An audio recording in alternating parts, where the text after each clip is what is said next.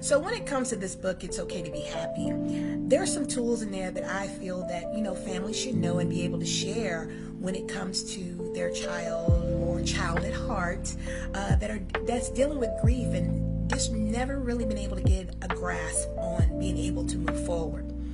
So when I was going through my grief of the death of my father, there was a lot of different emotions. I was so angry. When I saw other kids with their dads, I was like, it's not fair. My dad was here. Why did he have to go? And it wasn't just as a kid. It was also in my adolescent years and young adults when I see everything. I mean, I'm at the point now where I think it's beautiful seeing a father with their child, as well as, parents overall, but it's a special place for me because my dad is no longer here. So it gives me a warm and fuzzy feeling when I see those relationships, even at a distance. So in this book, for those that are dealing with grief and loss, I wanted to put in add some tools in there that maybe they didn't think of before, and maybe they didn't think it was for them, that I felt that was helpful. Now, a few years ago, I was volunteering at a children's grief counseling center, where I was a group facilitator. I was a volunteer group facilitator, and the age group that I worked with were between the ages of 5 and 8 years old. So you have children dealing with grief at a very young age. And the good thing about this place, and it's called the Warm Place, so if you're in the DFW area, it's in Fort Worth, it's not just the kids, it's also the caretaker. Those that are taking care of those kids, whether it's the other parent, whether it's a grandparent, or any caretaker that's in that child's life that's bringing them there. So you couldn't just drop off the child and then come back. You were also in the group as well. And I thought that was helpful too, because you have some people that are going through this grief journey and they're trying to process their own grief and they're trying to take care of a child. And seeing this, I felt like it was very helpful. Now, from what my mom told me, because I don't remember, she said I did go through counseling when I was around that time when I was younger. There are holes in my memory, so I don't remember. But I felt like being in this space and to be able to help other children going through this. And it is a process. It is a long process. Because each time you think about, I'm doing this and it's so great, but Dad's not here. I wish he was here so he could talk to me. To have those father and daughter chats about boys, about, doing great in life, those different things like that. So this book kind of brings that out to help those that are still trying to process it, even as an adult. So we are following the little girl as she is going to a support group for children who are dealing with grief and loss. And it was necessary to show this because there are different places out there for children to be around children around their same age and that are experiencing grief and loss, to help process that grief together.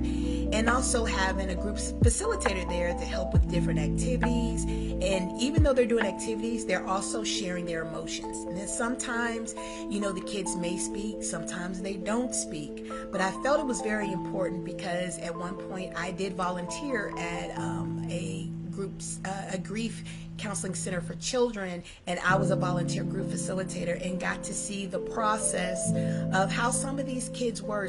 They'll come in one week and it seems like everything was going good, and then the next week they come in, they're very quiet, they don't want to say anything. And this is part of the grief process, and to help them know that it's okay, to give them that safe space, that it's okay that some days you're angry, some days you may not want to do anything, and some days you're just plain sad, but it's also okay that if you're happy too.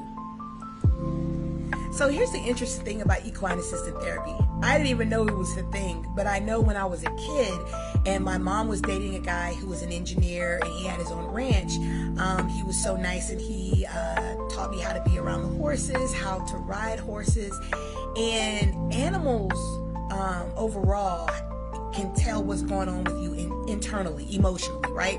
And I can't really explain it because my dog Bella here, she can sense when I'm feeling sad or if I'm hurting. She's right there. She's gentle with me. And Star, that was the horse's name. He was a paint horse. Star was gentle with me as well. And my interest grew when it came to being around horses, to the point of me actually learning how to barrel race in rodeos. That's right, I was in a couple of rodeos and I was barrel racing. I had a lot of fun. It was hard work, but it was a lot of fun.